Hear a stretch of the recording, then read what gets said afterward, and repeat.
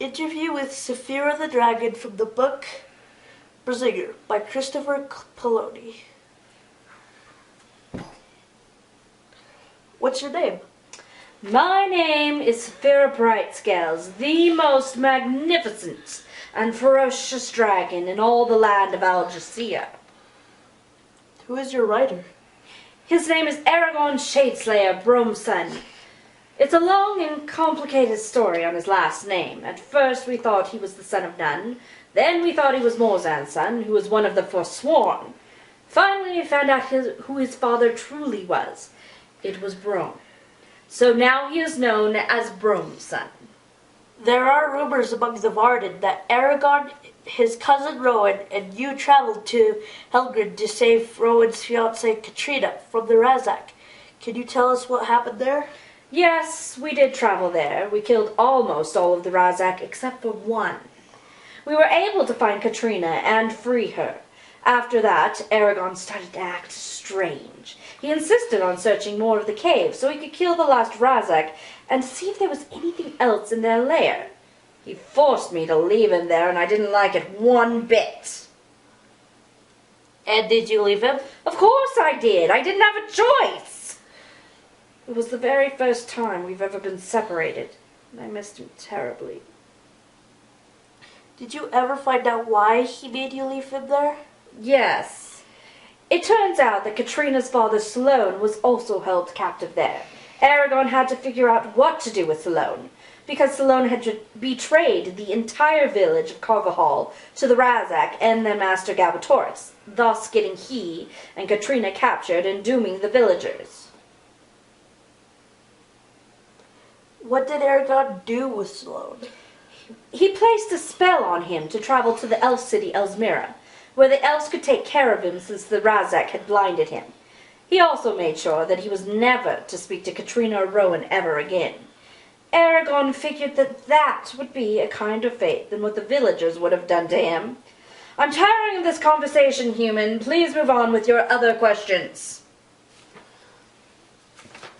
Is it true you and Aragon were separated for a second time? Must you insist on bringing up all of my unpleasant memories? You know, it is bad to one's health to upset a dragon.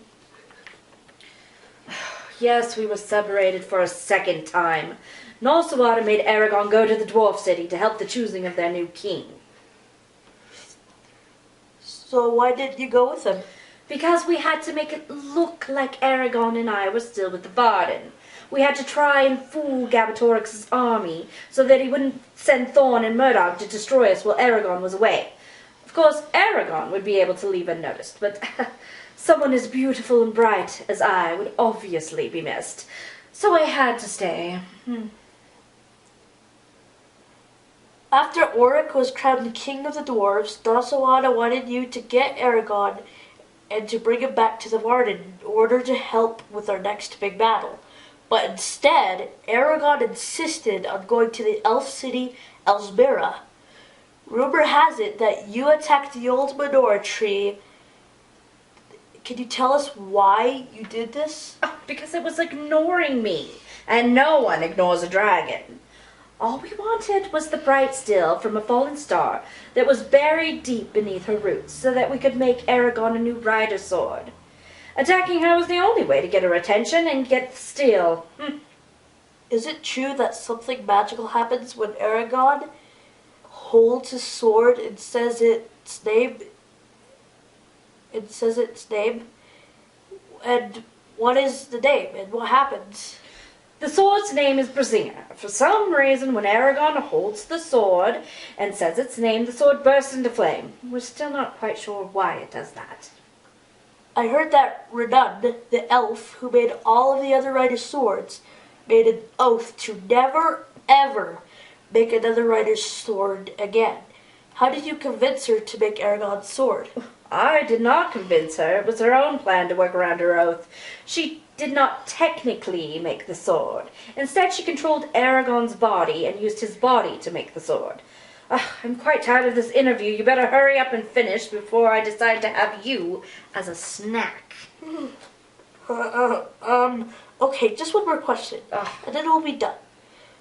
There has been whispering of another rider and dragon who trained you and Aragon in Elsmira.